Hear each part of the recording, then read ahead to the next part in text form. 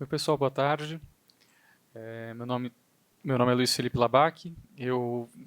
Esse ano estou coordenando essa conferência internacional do documentário e as atividades paralelas do É Tudo Verdade, né, que esse ano está na sua 31ª edição. Então peço só licença para vocês para, enfim, saudar todo mundo que faz o festival acontecer, né. A 31ª edição do É Tudo Verdade, Festival Internacional de Documentários, conta com o patrocínio do Itaú, a parceria do Sesc São Paulo, o apoio cultural da SP Cine, Galo da Manhã, Fundação Itaú e Itaú Cultural.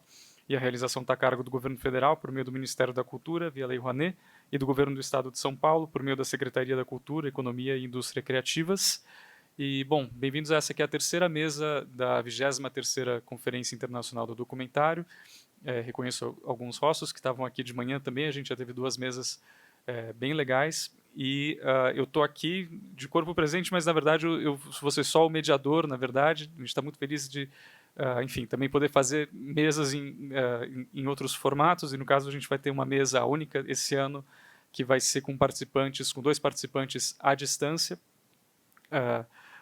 Então, enfim, queria, sem mais delongas, mas enfim, dois participantes que a gente queria muito que tivessem aqui, que tem pesquisas que eu acho que conversam muito, apesar da distância temporal que separa as pesquisas deles, mas na verdade eles estão trabalhando com temas que eu acho que me pareceram que iam ser legais de colocar junto. Então, bom, a gente está vendo aqui justamente o tema, enfim, mulheres sem câmeras, mulheres com a câmera, e eu queria apresentar, para que eles apareçam aqui na tela para vocês também, os convidados dessa mesa, que são a Clara Bastos Marcondes, que é... cadê a Clara? A gente consegue ver a Clara? A Clara Bastos Marcondes e o Kirill Garitchok. Ambos me ouvem? Vocês dois me escutam? Sim. Bom, boa tarde, pessoal. Só para apresentar a Clara e o Kirill para vocês. A Clara é doutoranda em Meios e Processos Audiovisuais na Universidade de São Paulo. Ela fez um período de doutorado sanduíche na Universidade Sorbonne Nouvelle, e ela pesquisa cinema experimental, arquivo, teoria feminista e estudos de gênero, e é também montadora e realizadora. E o Kirill Garitchok é doutorando em Film and Screen Studies na Universidade de Cambridge, e ele tem o título de candidato em ciências, que é o equivalente russo de um PhD. Só para, enfim, uma pequena nota pessoal, a Clara, minha colega da ECA, enfim, eu também fiz doutorado em meios e processos audiovisuais, e o Kirill é um colega estudioso do cinema do Dziga Vertov.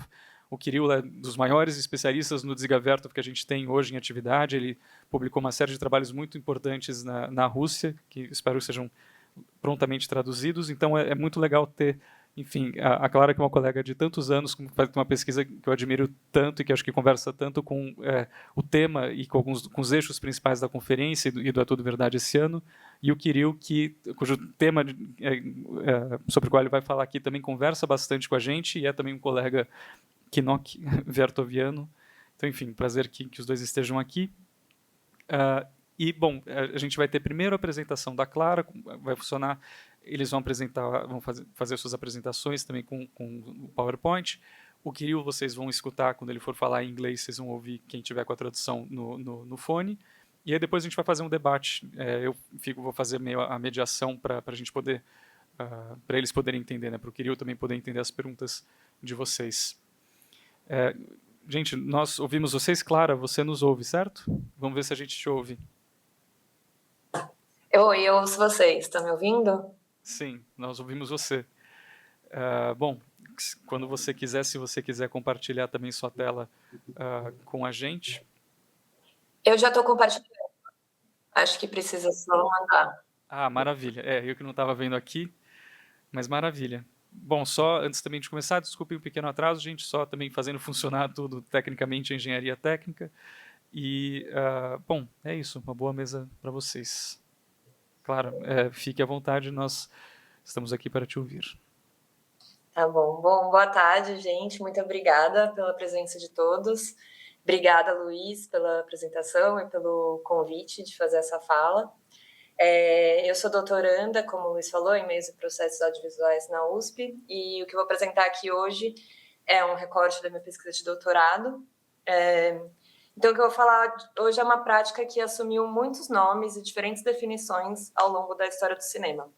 Found footage, filme de compilação, filme de arquivo, de montagem, apropriação, colagem, reemprego. Mas, em poucas palavras, é a prática de se apropriar de imagens que já existem e remontá-las em uma nova obra.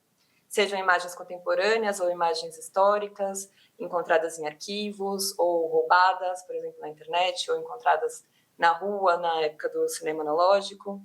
Então, é um procedimento que ele atravessa os limites entre documentário, cinema experimental, videoarte, mais recentemente instalação, vídeo-ensaio, vídeos para a internet. Então, eu não trato ele como um gênero, prefiro falar em uma prática transversal a diversos gêneros. E a minha proposta aqui é pensar esse reemprego de imagens como uma prática que é historicamente ligada ao trabalho de mulheres e que hoje ela pode ser entendida como uma ferramenta privilegiada para um contracinema feminista. O historiador de cinema americano Jay Leyda foi um dos primeiros a dedicar, talvez o primeiro, a dedicar um estudo de fôlego a essa prática. Espera um momento aqui.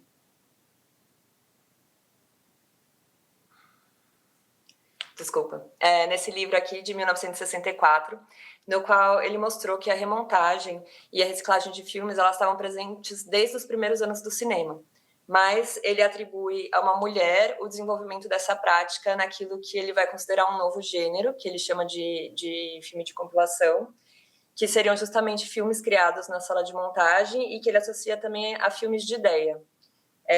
Então, seria a diretora e montadora soviética, Esfir Shub, que realizou, em 1927, a queda da dinastia Romanov, uma compilação de arquivos históricos que mostrava os anos anteriores à Revolução Soviética, usando imagens produzidas pelo regime czarista para defender a Revolução. Então, com esse filme, ela mostrou que a realização de cinema poderia prescindir inteiramente de câmeras de filmagem e também que as imagens poderiam servir a um novo discurso, a partir da montagem. Então, a obra dela ela marca o início de uma associação entre realizadoras mulheres e remontagem de imagens pré-existentes, que vai perdurar ao longo da história do cinema. Essa associação tem bases na forte presença de mulheres na área da montagem, desde os primeiros anos do cinema, que é muitas vezes considerada uma área feminina, e essa presença muitas vezes foi justificada com pressupostos sexistas sobre a divisão sexuada do trabalho. A montagem foi associada à costura, por causa do procedimento do corte e cola, então foi considerada uma área manual, meramente técnica, que não envolvia um processo criativo na produção do filme.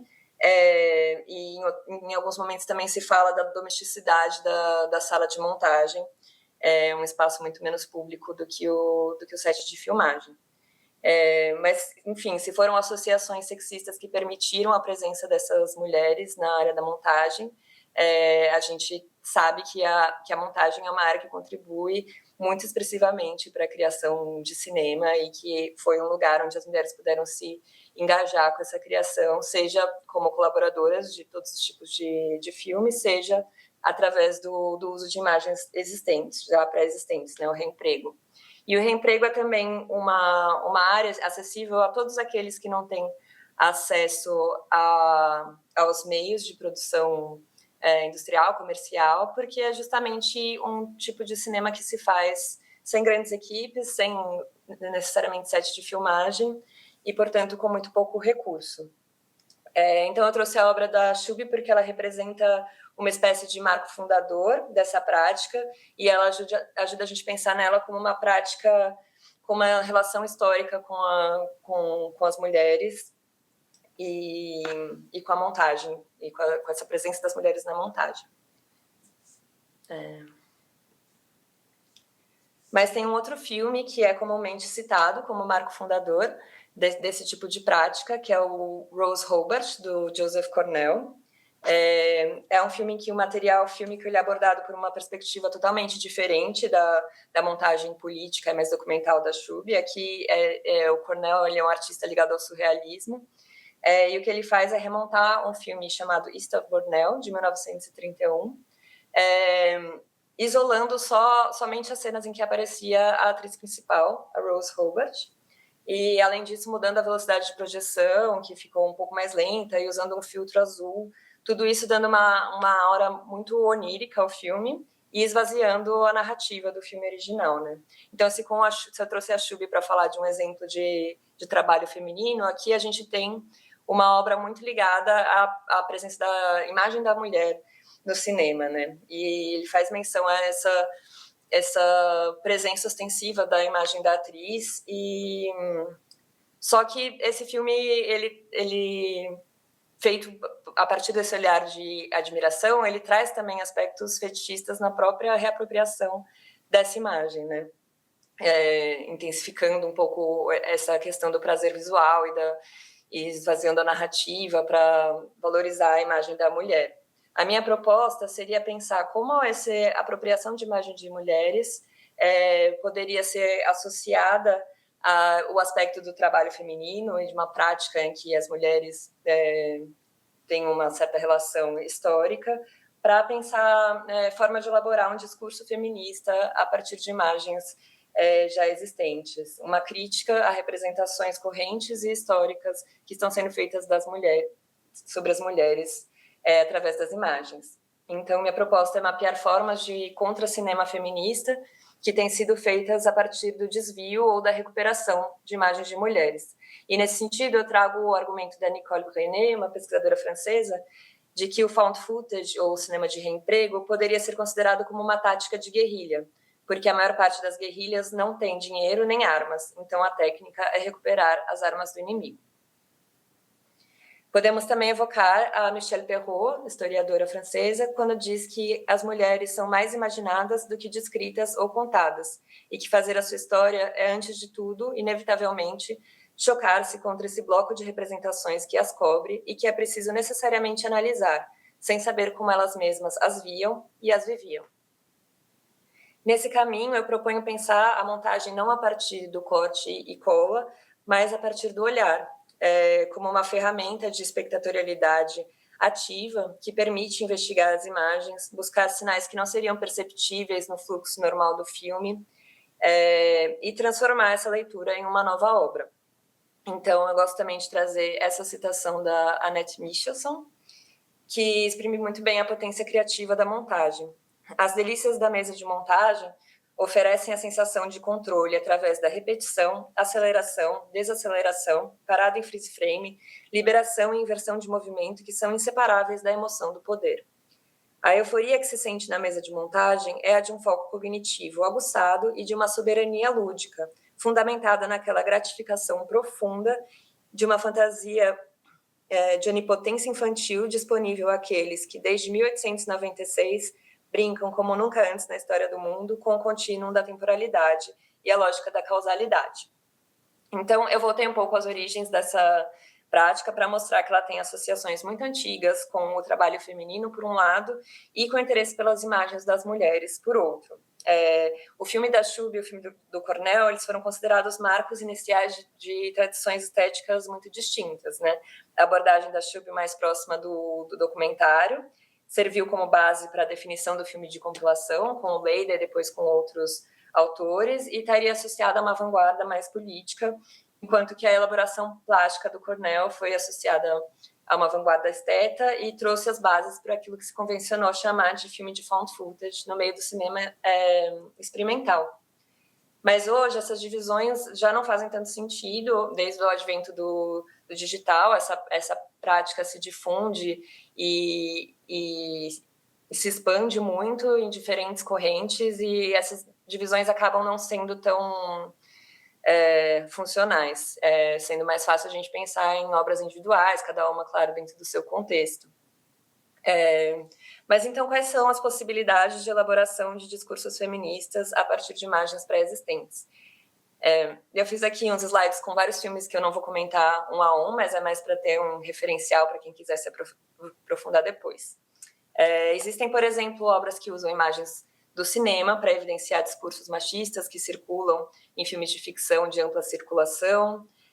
O mesmo acontece com o reemprego de imagens da televisão ou de filmes pornográficos, onde o olhar masculino pode ser subvertido nessa reelaboração do material. E, por outro lado, tem filmes que recuperam histórias de mulheres a partir de documentos marginais, muitas vezes esquecidos, como filmes de família, diários, cartas, ou filmes que desafiam arquivos de Estado ou discurso da história oficial, com uso de imagens de controle ou combate em relação a materiais de arquivo colonial, por exemplo. Ao lidar com essas imagens, os filmes lançam mão de procedimentos diversos, sejam procedimentos de montagem, como a repetição, alteração de velocidade, conflito, compilação, ou convenções de montagem clássica, como plano-contraplano, que pode ajudar a juntar materiais vindo de contextos diversos, seja procedimentos materiais, como tingimento, rasura, degradação da película fílmica, ou no digital, ou glitch.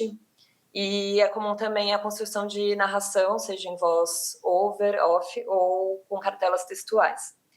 E esses diferentes usos de materiais e procedimentos, eu vejo eles como fundamentados principalmente por dois principais gestos, que eu chamo aqui de desvio e catação. Então, o desvio seria a crítica política ao discurso que está contido nas imagens e ao olhar que está orientando a tomada dessas imagens, enquanto a catação seria a recuperação e a valorização de materiais descartados ou deixados para trás. E esse termo da catação, ele foi usado por diversas autoras feministas, como a Laura Mulvey e a Catherine Russell, inspirado no filme da Agnès Varda, Os Catadores e Eu, em que ela começa com um documentário sobre os catadores do campo, mas ela vai expandindo para mostrar diferentes formas de catação, incluindo o trabalho dela como uma forma de catação de imagens, né? Então, as autoras recuperam esse termo para falar de uma possibilidade de cinema de arquivo feminista. Mas esses dois gestos, eles não são excludentes, eles muitas vezes se cruzam, se complementam, eles podem andar juntos, né? Então, agora eu quero passar por alguns exemplos. Como eu comentei, existem muitos filmes e feitos em diversos contextos. Hoje em dia, eu decidi fazer um recorte de filmes latino-americanos num contexto mais ou menos contemporâneo. O mais antigo é esse que eu vou mostrar agora, que é de 98. Então, eu vou falar de um filme mexicano, um brasileiro e um argentino. Primeiro, o De Cuerpo Presente, é um filme mexicano, da Marcela Fernandes Violante, e ele faz parte de uma ontologia que foi organizada pelo diretor cubano Julio García Espinosa, para comemorar os 100 anos do cinema na América Latina. Então, ele convidou diversos diretores de vários países e a Marcela Violante foi uma das convidadas do México. Podemos mostrar o clipe 1?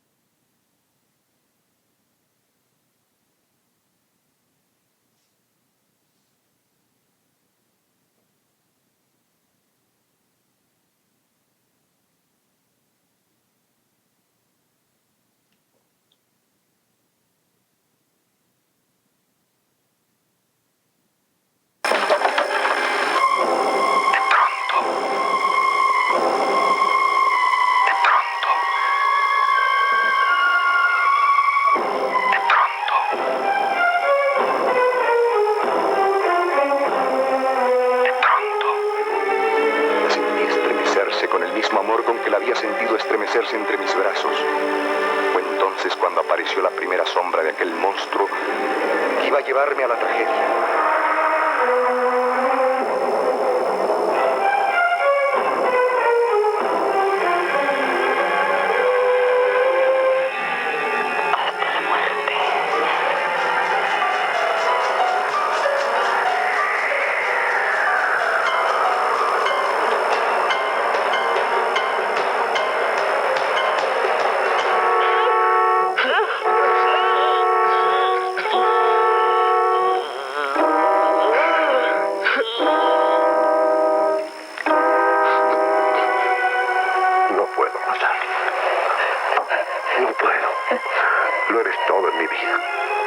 Písame como un gusano.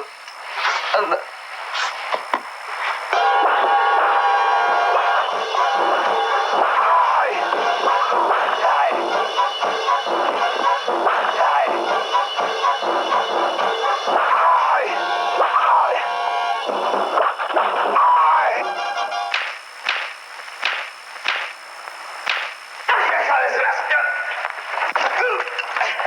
Así me gusta. Bravas. A las mansas no se les saca gusto domándolas.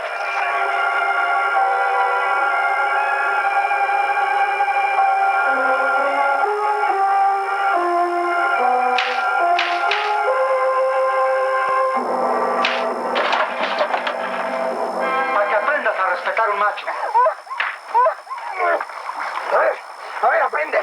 Aprende a burlarte de un hombre. Yo soy un hombre de honor. Eso, búrlate. Búrlate, mierda. Búrlate. ¿Qué tú que eres, ¿Pegarme a mí? ¡Ándale, tú!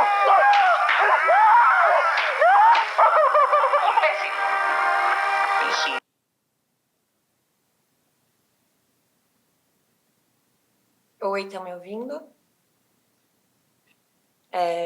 Bom,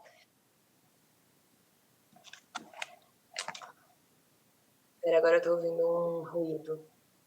Pronto. Bom, primeiro, desculpa, eu queria ter avisado a experiência de assistir esse clipe, pode ser meio violenta, né, porque ele é essa saturação, mas ele é basicamente uma compilação de trechos de filmes do cinema mexicano, a maior parte do melodrama e a maior parte da Era de Ouro, né, que é aquele período entre os anos 30 e 50, que o cinema mexicano teve uma grande prosperidade e sucesso de público. Então, são imagens de ampla circulação, muito conhecidas do público, e ela escolhe trabalhar com essas imagens nesse marco de 100 anos do cinema, né? E a crítica que ela faz dessas imagens se dá pela simples condensação, né? Ela compila trechos que evidenciam essa associação entre desejo e violência nesse cinema, numa saturação tão grande que ela bota isso em primeiro plano, né? Principalmente as mulheres como vítimas da agressão masculina. Ela intensifica esse excesso, que é uma coisa típica do melodrama, numa montagem de atrações que promove essa saturação e te deixa muito consciente do papel violento mesmo do cinema nessa representação de gênero. O próximo clipe que eu quero mostrar é de um curta brasileiro, que é o Travessia, da Safira Moreira. Podemos mostrar já o clipe 2. A voz da minha bisavó ecoou criança nos porões do navio. Ecoou lamentos de uma infância perdida. A voz da minha avó ecoou obediência aos brancos donos de tudo. A voz da minha mãe ecoou baixinho, revolta. No fundo das cozinhas alheias, debaixo das trouxas, roupagens sujas dos brancos pelo caminho empoeirado rumo à favela. A minha voz ainda ecoa versos perplexos, com rimas de sangue e fome. A voz da minha filha recorre todas as nossas vozes, recolhe em si as vozes mudas, caladas, engasgadas nas gargantas. A voz de minha filha recolhe em si a fala e o ato. O ontem, o hoje, o agora. Na voz de minha filha se fará ouvir a ressonância, o eco da vida-liberdade.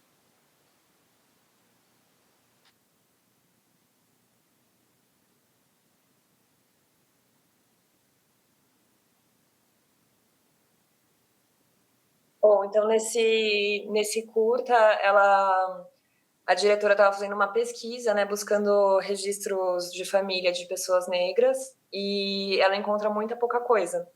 E essa foto ela retira, na verdade, de um álbum de uma família branca. E diferente do outro filme, né, que elas estão trabalhando com mais de 60 filmes, aqui ela está fazendo uma análise profunda de um único material, uma fotografia estática, em que ela vai fazendo esses recortes até mostrar no verso que essa mulher não é nomeada, né, na legenda. E depois, quando ela volta do verso, ela centraliza a imagem na mulher, né, tira a criança de quadro e tenta restituir um lugar de subjetividade para essa mulher, também a partir do poema que a gente ouve na narração, que é o Vozes Mulheres, da Conceição Evaristo. E esse poema ele traça uma linhagem de mulheres, né, que termina apontando para uma quebra do silêncio dessas mulheres no futuro. E o filme vai fazer um gesto similar, porque depois dessa análise dessa imagem, ela vai passar para um momento em que ela vai criar seus próprios retratos de famílias negras, retratos em vídeo, de famílias diversas, contemporâneas a ela. Então, ela está, ao mesmo tempo, fazendo um gesto de catação e de desvio, né? Ela está buscando vestígios de uma história das famílias negras e não encontrando, e fazendo esse desvio do olhar branco que produziu essa imagem. E, por fim, ela está criando um arquivo próprio para o futuro, né? Uma promessa para o futuro. O último trecho que eu trouxe, ele é um trecho de um longa-metragem, os outros dois eram curtas. É um longa que é derivado de uma instalação, então ele tem essa questão das múltiplas telas, que é muito da instalação. É da diretora argentina Albertina Carri. Ela é filha de militantes políticos assassinados pela ditadura argentina. Ela fez um filme sobre a história dos pais dela, que é bem conhecido, que é Los Rubios. E um pouco mais de 10 anos depois, ela volta a essa história, nesse filme inteiramente feito de arquivo, mas em que ela vai abordar a história dos pais dela, lateralmente, a partir de uma pesquisa sobre uma figura histórica da Argentina, que é o Isidro Velázquez, um rebelde argentino sobre o qual o pai dela tinha escrito na juventude. Então, podemos mostrar o clipe 3. Salgo a Palermo con la cabeza tan hinchada como las tetas. Hace horas que mi hijo no me succiona.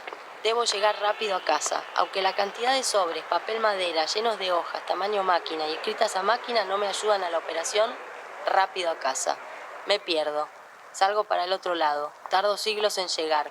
Mi cabeza está ida, viajando al pasado otra vez. ¿Será mi hijo varón que me lleva a Roberto, mi padre muerto? Si siempre dije que Isidro era una película de hombres, que a mí no me vengan con películas de tiros y motivaciones homosexuales encubiertas como dar la vida por el mejor amigo. Por favor. ¿Qué hago con esas 300 páginas de investigación hechas por unos jóvenes que creían que podían cambiar el mundo haciendo películas? 300 páginas de grabaciones llenas de errores de ortografía. Cuando llego a casa, la empleada me mira con cara de reproche. Me fui más horas de las previstas y tienen prohibido darle leche de vaca al niño. Acá la vaca lechera soy yo. Aguanten. Mi mujer también me mira desconcertada. Me perdí, digo, y vuelvo a mis tareas animales. Bueno, no perdí las esperanzas. Siempre, en el fondo, siento algo que me parece que puede volver algún día. No sé en qué forma, ni no se me ocurre, pero puede volver.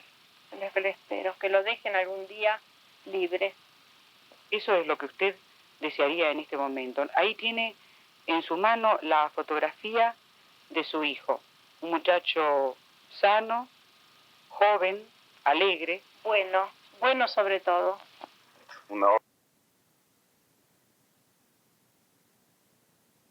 Bom, então aqui de novo a gente tem um excesso de imagens, né?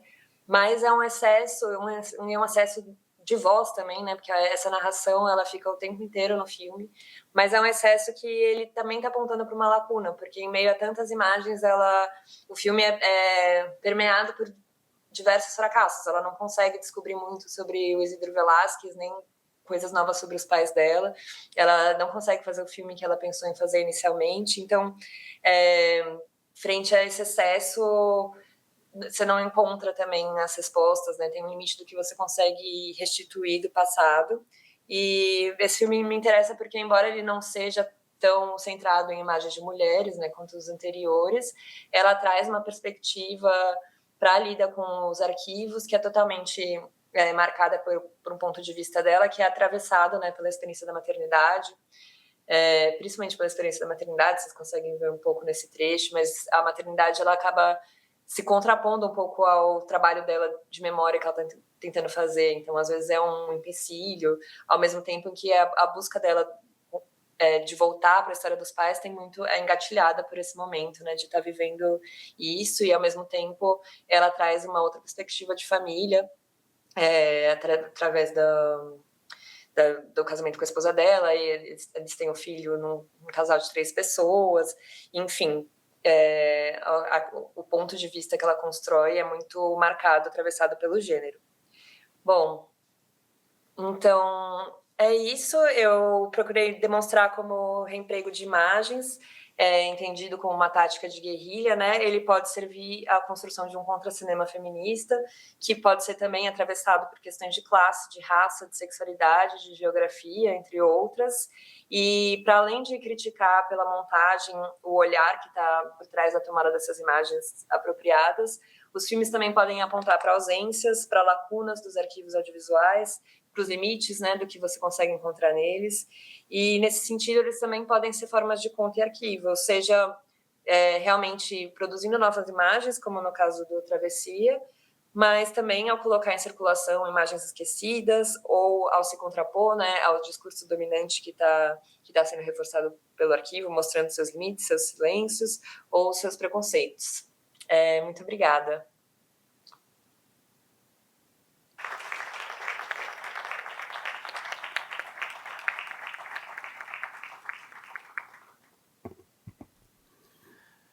Obrigado mesmo, Clara.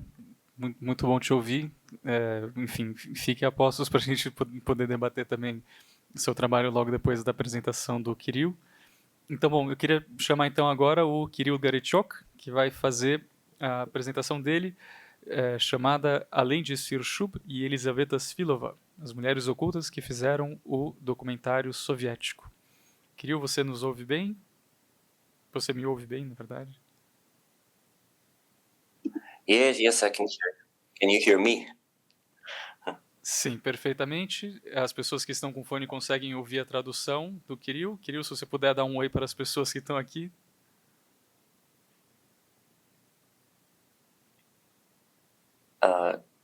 Hello. Is everything all right? Acho que as pessoas conseguem ouvir no fone. Sim, tudo certo. Então, Kirill, por favor, quando você quiser. Estamos te ouvindo.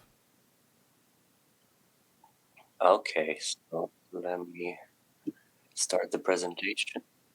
Can you see it well?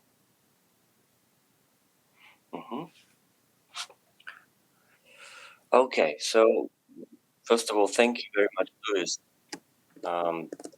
for inviting me, for having me today. It's a pleasure to share my current research on Soviet female documentary filmmakers with you today. So I'd like to point out that I'm a historian, and today I'm going to talk about women film pioneers, mostly from the historical perspective, not much like film analysis, etc. So we're going to try to understand why these women became so obscured in the film history. So I'm going to start with a quote. In 1928 issue of newspaper Soviet newspaper dedicated to film industry, the editors published an appeal for International Women's Day on 8th of March. It read, I'm quoting, "At the very heart of production, the film studios, many women are. We must not close our eyes to the fact that women working in cinema sometimes encounter obstacles unrelated to their professional competence. It must be admitted that cinema, as an institution, had done little to renew everyday relations in the spirit of women's emancipation. Film has scarcely promoted the image of the new woman working." So this editorial drew attention to the question of women's visibility in the film industry and to the structural barriers that continue to restrict their professional advancement. Basically, we can tell why 1928 a distinct community of women filmmakers have already emerged in the Soviet Union.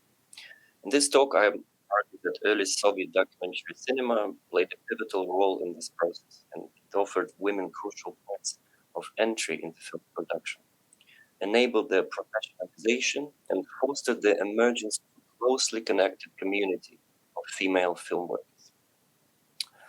So when we speak of Soviet early documentary film, two names tend to dominate the narrative: Dziga Vertov and Svirshub. Yet behind these celebrated figures stood many other people, particularly women whose contributions have remained largely invisible. In my current research, I aim to decentralize this discourse and address the gaps and silences in the film historiography. So, I focus on two generations of Soviet women documentarians.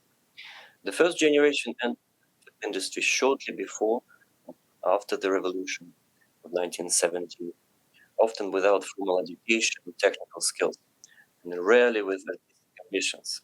Many came to cinema out of necessity, amid unemployment, limited opportunities for women, and they found work where we could, in cutting rooms, editing rooms, and laboratories across different film studios.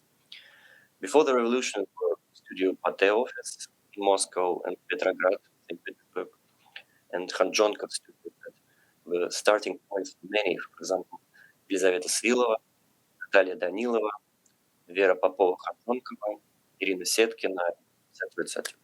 And some of them came later to active establishing of the NAP film system in the 1920s, but still very much in the same circumstances. Lack of work, lack of training for women. And the second generation, by contrast, was trained at KIK, Moscow Film Institute, and entered a newly centralized studio system in the early 1930s. They gained access not only to film production, but also to stable housing, decent salaries, and state recognition through awards, for example, Stalin Awards. By examining these two generations, they will trace how professional community of women editors and filmmakers formed, how it influenced the industry as a whole, why many women of the first generation were either overlooked or unacknowledged by their successors. And I want to outline briefly what distinguished these two cohorts of women documentarians. So to show you some slides where you see how the first generation was represented in the press. And this is the second generation. You can see that they're more like individuals. It's a completely different story. So,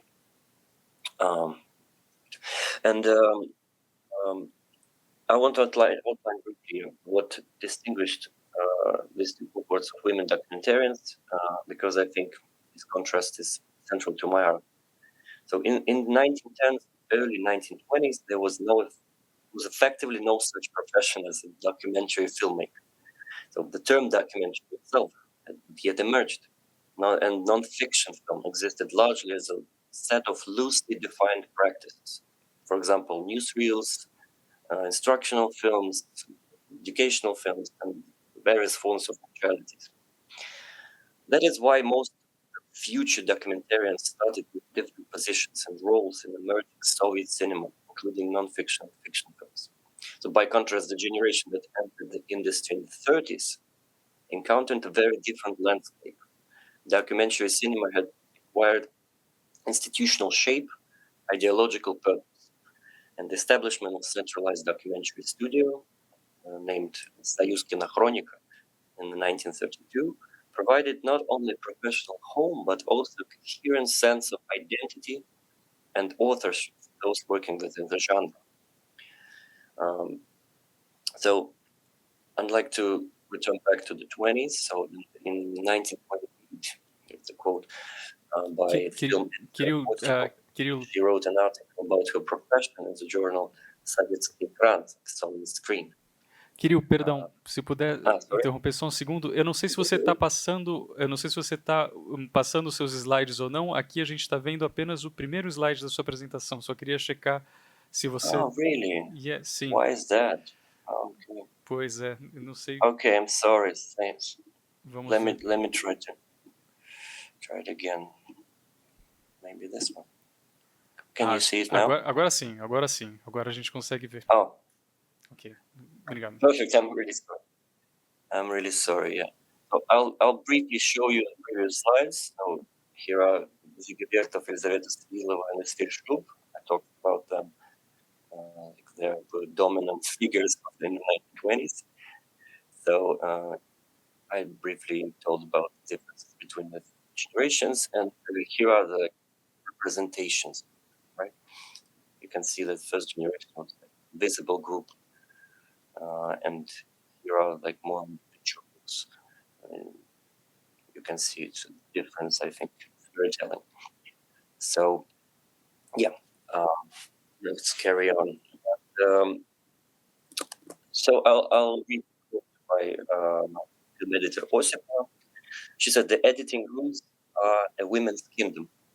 For every 100 women editor in the Sovkino Central Department, it was one of biggest film studios in the Soviet Union at that time, there are only 2-3 male workers.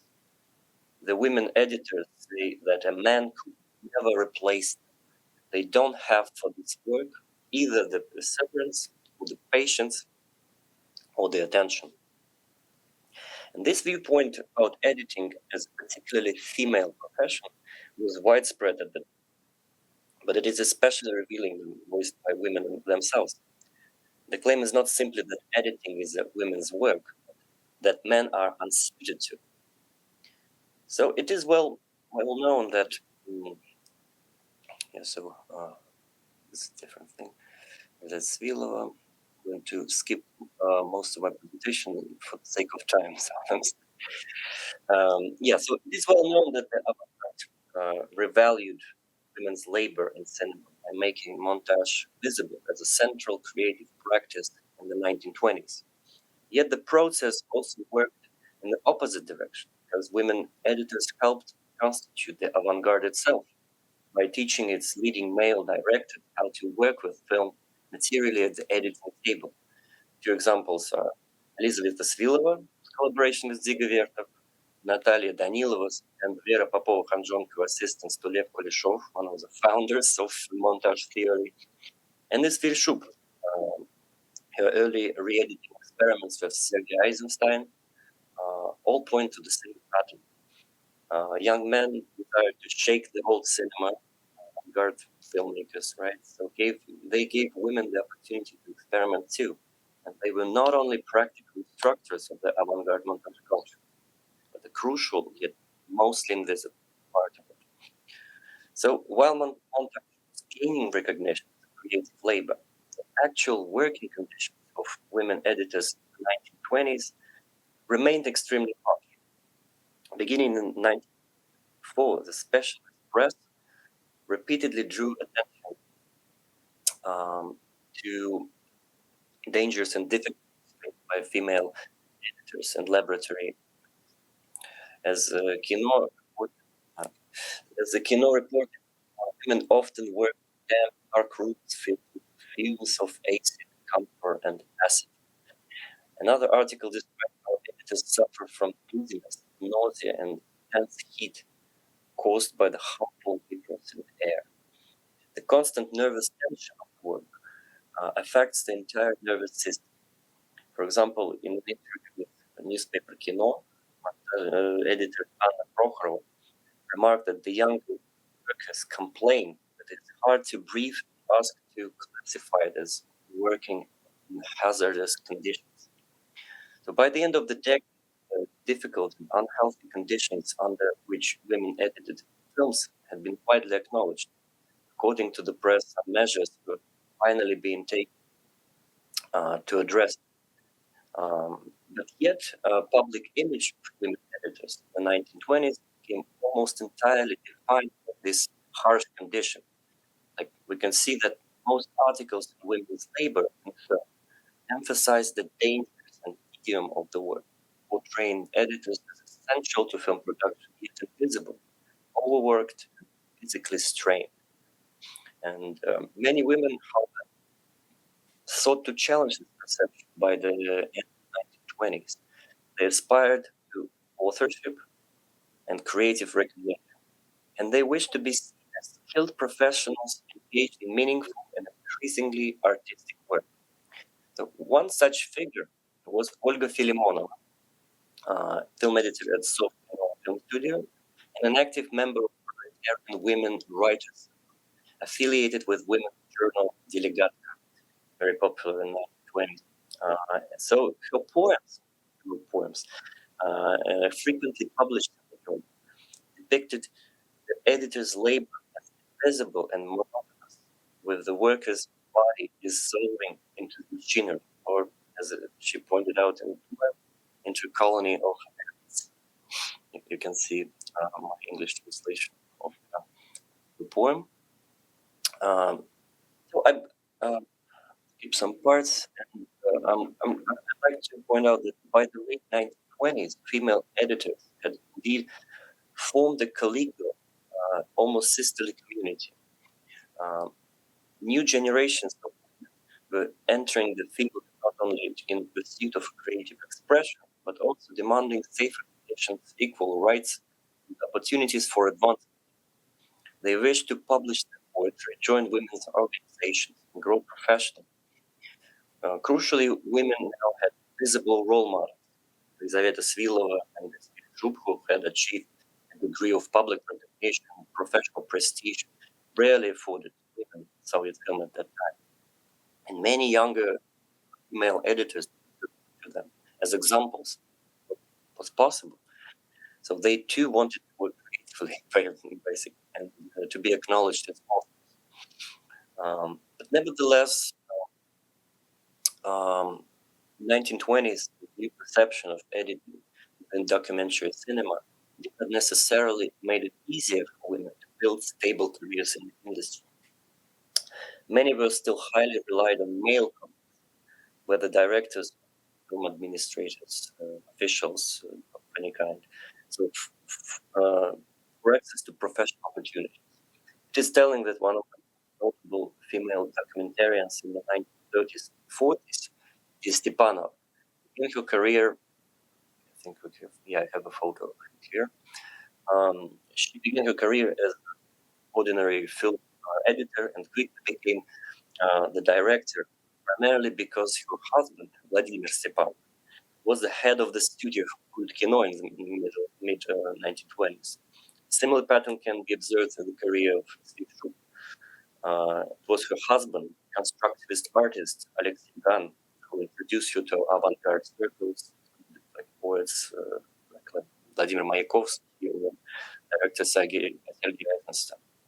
So Shub and Svilova, like Dziga Vertov, both benefit from their inclusion in the artistic networks of the avant-garde, which provided them visibility in the press and access to influential film administrators. Other women, however, were far less fortunate. A new shift in the perception of women's work in film occurred with the establishment of documentary film studio Soyuz Kinochronika in 1931, and fundamentally transformed Soviet documentary filmmaking because it consolidated production, standardized style, ideology, and at the same time opened doors of the industry to the even greater number of became an integral part of its new bureaucratic infrastructure. So, and now I turn to several representatives of the second generation of women filmmakers who entered the newly established studio in the early 30s, already equipped with formal training from Film Institute of GIG and a more defined sense of professional identity. These women arrived not as unskilled film cutters or laboratory assistants, but already as directors, scriptwriters, or cinematographers. So the first one is Arsha Vanersova.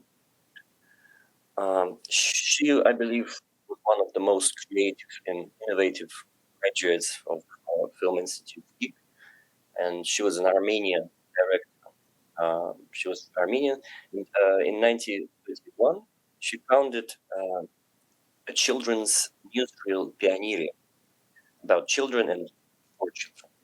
The newsreel focused on childhood, family, and education, topics that were culturally coded as feminine, by the way, and therefore considered appropriate for a woman director. And Avanesova quickly became a central figure within the documentary studio in the 30s, gathering around herself a circle of young women, scriptwriters, assistant directors, and I think crucially, film editors as well. Notably, however, all cinematographers, cameramen, working for Pioneeria newsreel were men, as camera work still remained a profession deemed unsuitable for women. Although Pioneeria newsreel occupied a marginal position in the hierarchy of Soviet film, it screened in small cinemas, had almost no advertisement, attracted little press coverage. Avanesova used it as a sort of a creative laboratory, because together with her close collaborator Lyubov Pertsova, you can see both of them on the screen, she experimented with film, They were writing poems, humorous sketches, playful inserts, striving to make each issue of the newsreel stylistically distinct. Vanessa even appeared on the screen herself. You can see it on the slide. Addressing the children directly and presenting the filmmaking process as something open, engaging, and accessible. This degree of self-reflexivity was highly unusual for precisely for this reason. The authorities repeatedly criticized both Vanessa and her project Pioneering. And archival documents show that how she struggled throughout the late 1930s to defend her creative vision, while simultaneously trying to preserve her position as the newsreel's supervisor, until under pressure, Pioneer eventually became as conventional and formulaic as other newsreels, unfortunately, by the way of 1930s. I would like to say a few words about Lyubov Petrova, because her story, I think, is really fascinating. She was a close friend and collaborator of Avanesova. In the late 1920s, Petrova worked as a tram driver, a profession at the center of debates about women's labor and gender equality of the time. So she later applied to the Institute of Geek to study screenwriting. And during her first year of study, she wrote a script about female tram driver here in Ukraine, focusing on gender inequality and entrenched patriarchal stereotypes, essentially drawing on her own experience behind the wheel. So you can see the part of the film on screen. I think it's quite telling too. Next person is Olga Podgoretskaya. I'll say briefly about her. First of all, she was a student of Sergei Eisenstein, and she hoped to realize her artistic ambitions in documentary filmmaking. Through her true aspiration was to become a director of fiction films. So she wanted to follow Eisenstein with big fiction films. She attempted to apply avant-garde montage techniques in documentary films inspired by the 1920s, the new official documentary style of the 30s, which focused on heroic pilots, collective farmers, red army parades, etc. But yet she found herself confined to conventional newsrooms, often dealing with children and motherhood. So she also collaborated with Avanescu on many issues of Pioneering as well. Next one is Attila Reisman, also a really interesting figure. She was, by the way, the first female cinematographer, documentary cinematographer, the camera woman, obviously, in the Soviet Union. And Reisman worked hard to prove to her male colleagues she could handle the physical and technical demands of camera work. She earned the respect of documentary filmmakers, Roman Carmen, for example, renowned for his footages, for example, from the Spanish Civil War. Her most notable work, I think, was Women's Auto Rally in 1936. So, despite her skills, Reisman faced structural obstacles within the industry. She struggled to secure housing through the studio and often lacked a signed project. And male colleagues tended to occupy the most prestigious assignments. She was given routine shoots like parades, kindergartens, and other minor events. So, determined to demonstrate her abilities, Reisman became a frontline camerawoman during the Second World War. You can see it's a photograph of her on the front. Her footage became part of the iconic record of the war, yet her name was not overshadowed in Soviet war cinema by those of her counterparts. She received none of the high awards bestowed upon her, and after the war, she repeatedly wrote complaints to the film studio leadership, describing poor treatment and a lack of opportunities to show her skills. So I'm going to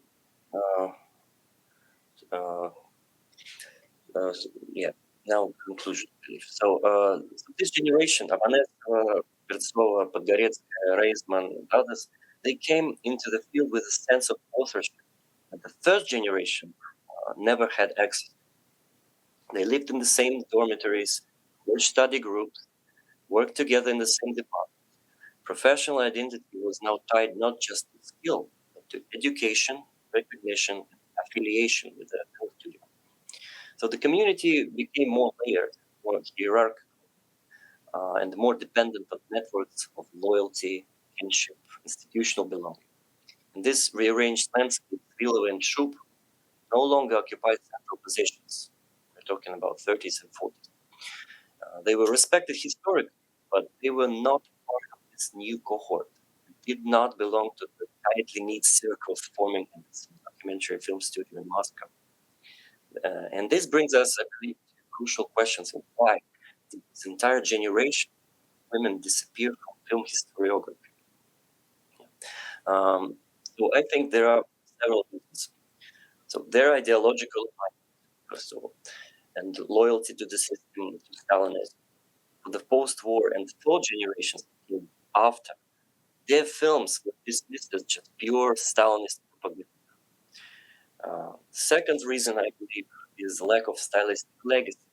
So they continued, women in the 30s, 40s, they continued making newsreels with the same narrative and frameworks well into 40s, 50s.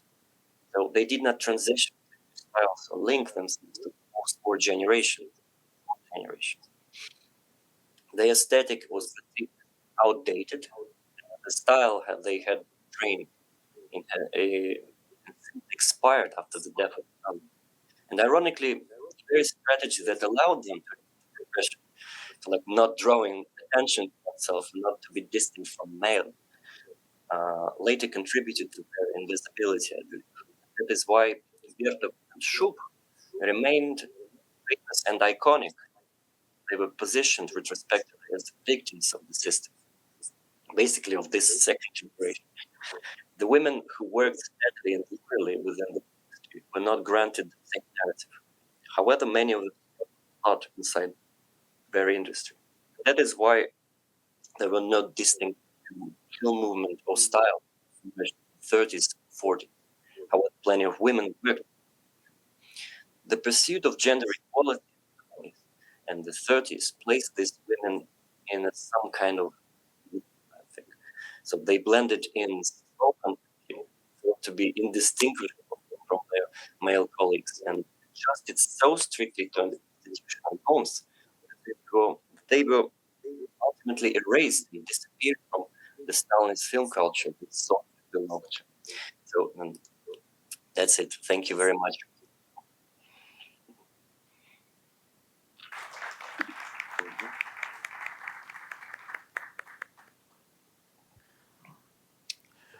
Muito obrigado. Opa, perdão. Muito obrigado, Kirill, e obrigado também, Clara, que agora está de volta na nossa tela também. Bom, gente, eu queria abrir para perguntas. A gente tem um microfone aqui para circular na sala.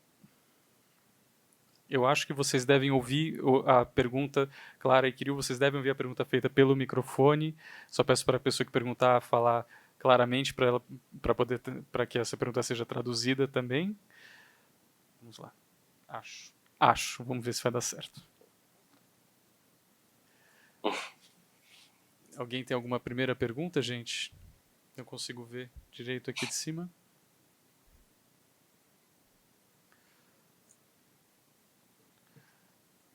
Lá no fundo tem alguém? Tem. Não é? Sim. Se vocês puderem acender a luz na plateia, por favor, agora, para a gente poder ver também. A gente não consegue ver quem está fazendo pergunta, aí melhor. Pronto. Só um segundo.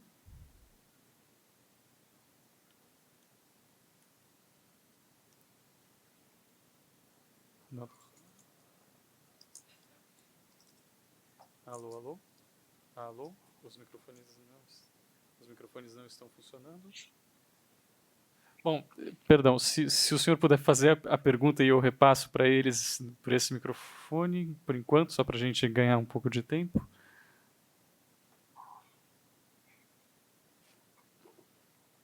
Bom, uma pergunta para o Kirill sobre a mulher no cinema soviético. Hoje, como é que ele posiciona a capacidade analítica na perspectiva da mulher, dos direitos da mulher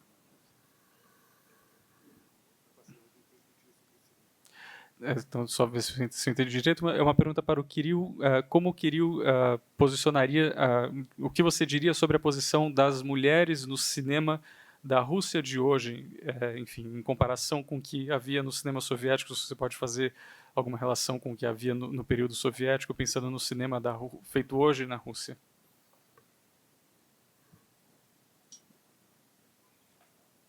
Right, okay, thank you. Good question. First of all, I'm not a specialist in the contemporary Russian cinema, but obviously there are like conditions of work for film editing is different. So there are still many female film editors, but it's it's digital now, so we don't have to work with film stock and this hazardous condition. Well, before an era, but there's still a problem that there's a lack of women filmmakers in Russia, and most of them are obscure, I believe. So I think that's all I can say, because it's really not a specialist contemporary Russian. So I'm sorry.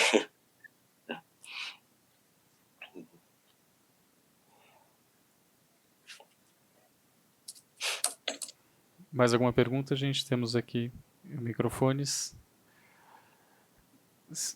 Alô? Não está funcionando isso? Bom. Eu vou então aproveitar, vou fazer só mais uma pergunta para o... temos uma pergunta aqui, então ótimo. Só que os nossos microfones não estão funcionando. Alô. Então... Opa.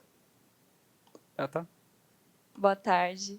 Na verdade, não é nem uma pergunta, assim, eu queria só dizer como eu achei interessante que a própria pesquisa da Clara se torna também um arquivo e uma forma de existência sobre justamente o que ela falava, né? Então, ela faz esse trabalho também de catação e de desvio a partir dos arquivos que ela encontra. Eu acho isso muito bonito, muito forte. Bom, Clara, de repente, se você quiser comentar, falar um pouco sobre o seu próprio processo de pesquisa, enfim, como você se vê, porque a Clara também é realizadora e montadora também, né? E também não é sempre que a gente gosta e que é fácil separar, né, o chapéu de pesquisador do chapéu de realizador, né? Realizadora. Não, muito obrigada pelo seu comentário, eu adorei. E sim, isso que o Luiz falou, eu sou montadora, eu acho que eu tenho também um pensamento de montadora quando eu tô pesquisando, que passa um pouco por isso também de juntar, por exemplo, filmes de vários contextos, né? Eu acho que é um trabalho um pouco realmente de montagem, de coletando esses diferentes filmes que estão fazendo essa prática, trazendo eles juntos para análise. Então, fiquei feliz com o seu comentário. Obrigada.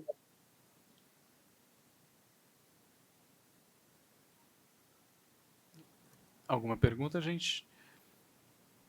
Ok, eu tenho uma pergunta então para fazer para o Kirill, que é a seguinte: eu queria saber, Kirill, enfim, muito interessante e muito interessante o, entre aspas, resgate que você faz dessas figuras que, como você disse, ficaram, né? Enfim, eu acho que não são só elas que acabaram sendo relegadas a essa posição de, né, bom, como se o cinema produzido durante os anos de Stalin fosse apenas necessariamente stalinista, né? A gente sabe que tem uma diversidade bastante grande no cinema desse período, que acabou sendo historicamente meio deixado de lado. É uma pergunta mais prática. Eu sei que, enfim, você no seu trabalho de pesquisa com certeza tem teve acesso aos filmes nos arquivos, né? Enfim, pôde consultar provavelmente, enfim, nos arquivos fílmicos, mas eu queria saber se você sabe de iniciativas ou se existe nos próprios arquivos ou em algum lugar alguma iniciativa para que esses filmes sejam ou digitalizados ou restaurados, se eles estão acessíveis em algum lugar, por exemplo, a série Pionieria da Arshava Vanesova, se isso pode ser visto, enfim, e se existe, pensando também se existe essa prática, se existe uma pesquisa na Rússia em torno, enfim, que sejam coletivos também feministas de pesquisadoras olhando também para essa produção e reivindicando isso de alguma maneira, mais ou menos como a Clara está fazendo também com o cinema latino-americano. Yeah, thank you, Louis. I would love to someone to do this work, such work as Clara with the Soviet filmmakers, but unfortunately, as far as I know, nothing done about it. So, and yeah, definitely, the vast majority of female documentarians' work is not digitalized and it's still preserved, hidden, I would say, in the Krasnogorsk Film Archive in Russia. So you deal with that. Some of them you can find them online, but mostly it's like films by well-known figures such as Elizaveta Silova and Shrub, because they are like famous and important. So that's one of the key, I guess, problems in research and historiography, because some figures, like we tend to think of them as important figures, when others are important to digitalize their work, to research them, because they were, for some reason, we tend to think that they are uninteresting in it, so we just don't need to research some small short films about child care and talent.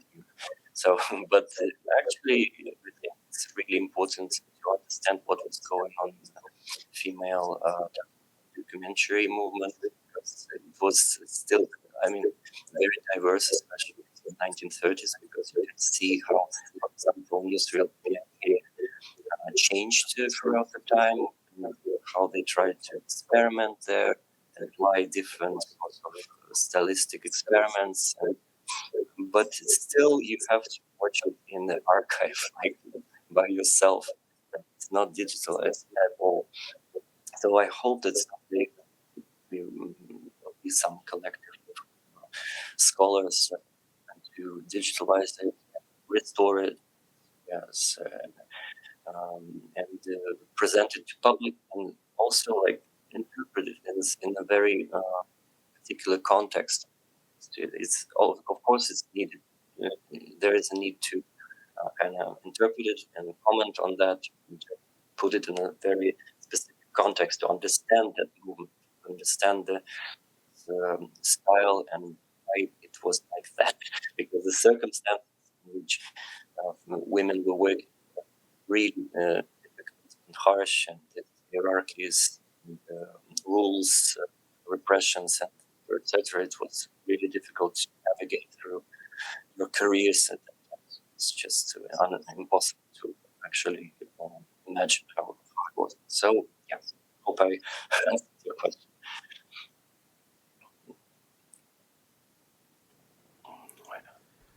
Obrigado, Kirill. Bom, gente, alguém tem mais alguma pergunta? Temos uma pergunta aqui. Olá, boa tarde. Primeiro eu gostaria de fazer um comentário sobre o curta brasileiro que a Clara trouxe pra gente, o Travessia. Eu achei bem interessante a forma como a Safira Moreira trouxe apenas uma imagem e conseguiu fazer dessa imagem algo muito bonito e transmitir uma mensagem, uma história através dessa imagem. E eu acho que isso é bastante a essência do que todo esse contracinema traz, né? Sobre você resgatar imagens e conseguir, com tão pouco, construir uma história e apresentar essa história para as pessoas. E uma pergunta mesmo que eu queria fazer para a Clara é sobre os trabalhos dela como montadora. Eu não conheço nenhum, então eu queria saber alguns nomes assim do que ela já fez e as inspirações dela, se ela se inspirou nessas mulheres que ela trouxe para esses trabalhos. Muito obrigada pela sua pergunta. Sim, é incrível a potência do Travessia, de dizer tanto a partir de uma única imagem, desse olhar muito atento que vai tirando todos os detalhes, né, daquilo. Meu trabalho como montadora teve um filme mais recente que tem um pouco mais a ver com a minha pesquisa, que é um filme feito de material de arquivo. Eu colaborei com um chama Filme Particular, mas ele não é não é tão focado na questão do gênero, é um filme de 16mm que a diretora encontrou aqui no Brasil, mas que retrata nos anos 60, e a gente trabalha com arquivo, digitalizando ele, colocando ele num ambiente de desktop, a partir do qual a gente vai fazer pesquisas pela internet, vai conseguindo desvendar pistas nessas imagens, né, e trabalhar um pouco qual a construção da imagem está sendo feita nesse arquivo. Mas eu gostaria muito ainda de fazer mais trabalho com a questão do arquivo, terminando meu doutorado agora nos próximos meses, e espero também voltar para a prática, porque nos últimos tempos estou mais na pesquisa. Só um complemento, esse filme que a Clara mencionou, um filme particular da Janaína Nagata, a Janaína, ela participou, agora eu não lembro se foi 2024, acho que foi 2024, ela participou do ciclo de encontros que a gente faz, Não é Tudo Verdade, no Centro de Pesquisa e Formação do SESC, e ela fez uma apresentação sobre o filme. Aliás, bom, fica já o convite, a gente tem esse ciclo de encontros também essa próxima semana, quinta e sexta, chequem nas redes do festival, enfim. E essa mesa com a Janaína está disponível no YouTube do É Tudo Verdade, você consegue ver lá a palestra dela. Mais alguma pergunta, gente? Bom, então eu acho que é isso. A gente vai encerrar essa terceira mesa da 23ª Conferência Internacional do Documentário. Quero agradecer muito, Quirilo, Clara, obrigado mesmo pela participação de vocês à distância, mas, enfim, que bom que deu certo, a gente ficou super feliz de ter vocês aqui, obrigado mesmo, e, bom, esperamos, de repente, recebê-los ano que vem, quem sabe, em pessoa, aqui na Cinemateca, enfim, e, bom, I would love to. Muito obrigada. Thank you very much, Luis. Obrigada a Obrigado, todo gente. mundo.